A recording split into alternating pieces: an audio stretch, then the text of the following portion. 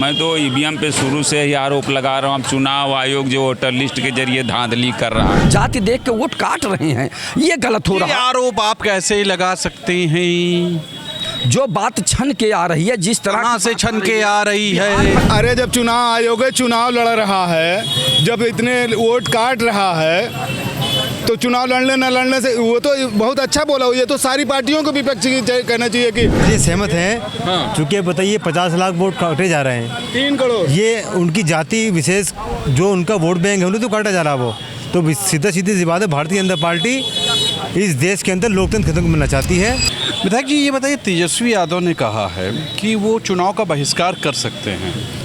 क्यों कर सकते हैं भाई, क्या दिक्कत होगी? मोदी जी काम कर रहे हैं, उनको क्या दिक्कत होगी? नहीं, उनको दिक्कत ये है कि जो गलत तरीके से वोटर लिस्ट में नाम को काटा जा रहा है। काटा जा रहा है? हाँ बिल्कुल। कारी साहब, हमारे यहाँ उत्तर प्रदेश में भी जब चुनाव आता है तो अच्छा बताइए, जाति नहीं होना चाहिए। बीएलओ के जो ड्यूटी लगते हैं वो बिल्कुल एक तरह के जाति के लोगों को लगाया जाता है।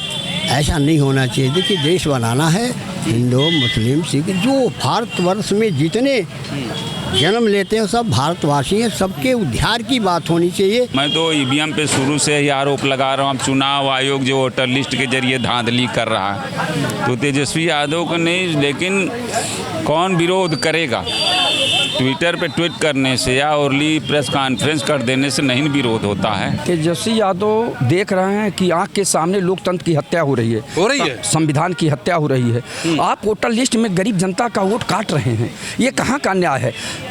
आप बताइए, निर्वाचन आयोग को और वोट बढ़ाने के लिए और लोगों को जोड़ना चाहिए। जो गरीब गुरगा हैं, जिनके वोट छूटे, वोट नहीं रहे, लोग जुड़ नहीं रहे, बल्कि काटने का काम कर रहे हैं। वो जाति देख के वोट काट रहे हैं, ये गलत हो रहा है। आरोप आप कैसे लगा सकते हैं?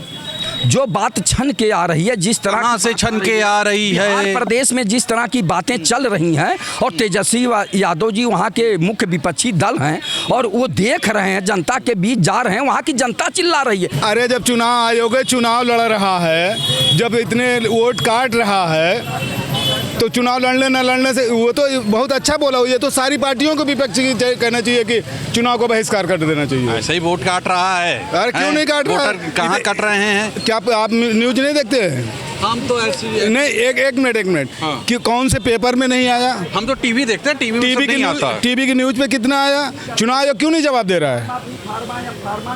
चुनाव आयोग अपने किसी बात का अगर विपक्ष मांग कर रहा है, आप उसको जवाब दे करके संतुष्ट करिए। क्यों नहीं कर रहा है चुनाव आयोग संतुष्ट? चुनाव आयोग स्वतंत्र होना चाहिए। अभी तक स्वतंत्र था, लेकिन अब स्वतंत्र नहीं रह गया है। तो क्या गुलाम है? गुलाम हो ही गया है। ये सहमत हैं। चूँकि बताइए 50 लाख वोट काटे जा रहे हैं, 3 करोड़, ये उनकी जाति विशेष जो उनका वोट बैंक है उन्हें तो काटा जा रहा है। वो तो सीधा सीधी सी बात है, भारतीय जनता पार्टी इस देश के अंदर लोकतंत्र खत्म करना चाहती है। और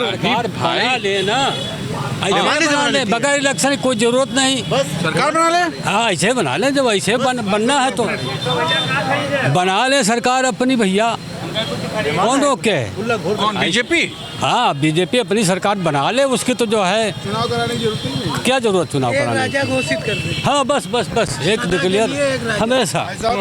अगर आप पूरे जनता का ये नेताओं का इंटरव्यू मत लीजिए। लखनऊ ना, आप जरा क्षेत्र से बाहर हटिए, लखनऊ क्षेत्र से, और पब्लिक का आप लीजिए इंटरव्यू। अगर 90% से कम लोग कहेंगे कि हाँ चुनाव ना कराएं वही अच्छा है, तो आप बताइए हमें। गाँव में बीजेपी से खुश हैं, चुनाव ना नहीं जा करवाना चाहते। बीजेपी से खुश? अरे यार, चुनाव लड़ने एक मिनट, बीजेपी से तो हम ये समझ लीजिए 98% नहीं खुश है, फिर भी खुश है। जबरदस्ती खुश है, नहीं खुश है फिर भी खुश हैं। क्या करना है, करेंगे क्या? अब कोई रास्ता नहीं। अरे ना, मोदी जी आपके लिए सोच रहे हैं। मोदी जी को सोचने दीजिए, मोदी जी के सोचने से क्या होता है, इसीलिए तो कह रहे हैं। साहब के आगे बढ़ाइए, हम बोल चुके हैं। नहीं आप बोल दोगे तो तुरंत जेल पहुंचा दोगे आप। जेल पहुंचा देंगे? नहीं यार, नहीं बोलेंगे, नहीं बोलेंगे। नेताओं को सड़कों पे उतरना पड़ेगा ना। अब मैंने देखा कल प्रशांत किशोर वहाँ विरोध कर रहे थे किसी विधानसभा का घेराव, लेकिन सड़कों पे उतरे ना। आज किसी भी विपक्ष के नेता में इतनी हिम्मत नहीं बची है कि वो सड़क पे विरोध कर सके। क्योंकि ऑपरेशन लोटस के साथ सारे देश के ही नेता फंसे हुए हैं। सब लोटस, जी, सबके पीछे CBI, ED, जो भी इनके इंटेलिजेंस के विभाग हैं, सब लगे हुए हैं। किसी नेता की इतनी हिम्मत नहीं कि वो कुछ बोल जाए। जो भी बोलता है वो भाजपा की मिली भगत से ही बोलता है। न अब बताइए कि इतने दिनों से सरकार है, किसी भी साधु संत, मठाधीश या मौजूदा सरकार के PM और CM कभी बेरोजगारी और महंगाई पर बात नहीं की। आज तक महंगाई पर जरूरत क्या है भाई? सब अच्छा है, रामराज है, धर्म है, कर्म है, यही तो मेन है ना। इससे हमें आपको जीना है, हमारे बच्चों को आगे बढ़ना है। वो सारी चीज़ों को तो आप भुलैया कर देते हैं। और जो चीज़ नहीं होना चाहिए, हम हिंदू हैं तो हिंदू आपके कहने से हैं, हिंदू हैं, अब उसको माला फेंकते हैं। यानी जो डॉक्टर लोहिया ने इसीलिए कहा था कि धर्म को राजनीति में मत लाओ।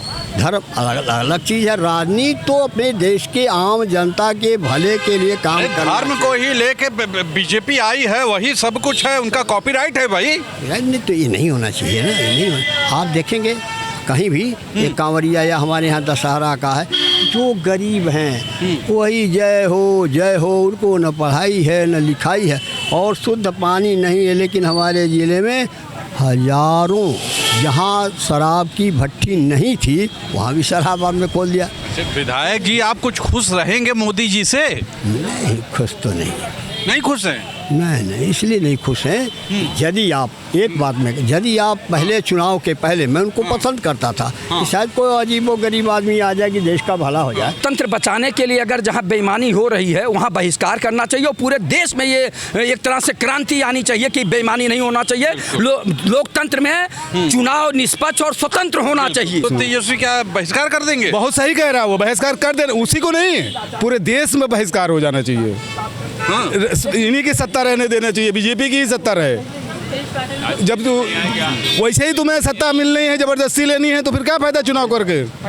चुनाव लड़ने और लड़ाने का क्या मतलब है चुनाव आयोग का? जरा ये आप हमें बताइए। नहीं, जब आप प्रधानमंत्री बने हैं तो उस समय अगर चुनाव के पहले कहे होते कि PM बनने के बाद मैं माइनिंग बेचूंगा, बंदरगाह बेच दूंगा, हवाई अड्डा बेच दूंगा और आरक्षण में भी भेदभाव कर दूंगा, इसके अलावे तमाम विभागों को बेचेंगे, अगर ये आप कहे होते तो बनास में हार गए होते। ये कहते कि PM होने के बाद मैं रेल, हवाई अड्डा, माइनिंग, बंदरगाह, तमाम ऐसे चीज़ों को बेचेंगे तो फिर शायद जमानत जब्त हो गई होती। ये पूर्व विधायक जी का कहना। बहुत अच्छे आदमी, ऐसे लोग से मिलते हैं तो सीखने को मिलता है। धन्यवाद विधायक जी, धन्यवाद। अच्छा, क्या लगता है वाकई तेजस्वी बाइकआउट कर पाएंगे? भाई जब तक घर में रहेंगे बाइकआउट ही उनको अगर बाइकआउट करना, रोड पे उतर के दिखाएं ना। घर में तो कोई भी कह सकता मैं बाइकआउट कर रहा हूँ, मैं वो कर रहा हूँ, बहिष्कार कर रहा हूँ। ये सब दिखाने के लिए आपको रोड पे उतरना पड़ेगा ना। मतलब सरकार की आगे हिम्मत नहीं हो रही, किसी नहीं हो रही है। सरकार का ही कहना है कि सरकार जिसकी लाठी उसकी भैंस। तो सुना आपने, ये थी जनता ने कहा कि तेजस्वी अगर कहते हैं कि वो बहिष्कार कर रहे हैं तो एक हिम्मत तो है, लेकिन क्या वाकई कर पाएंगे? क्योंकि ऑपरेशन लोटस है भैया, कमल के फूल जो है ना, उसका एक बहुत बड़ा हथौड़ा चल रहा है लोगों के ऊपर। लोगों का कहना था, आपने सुना कि कहीं ना कहीं बेईमानी भी है चुनाव आयोग की। आज के लिए इतना ही। लिखिएगा जरूर आप क्या सोचते हो। कैमरा पर्सन विकी के साथ तुषार शर्मा का नमस्कार।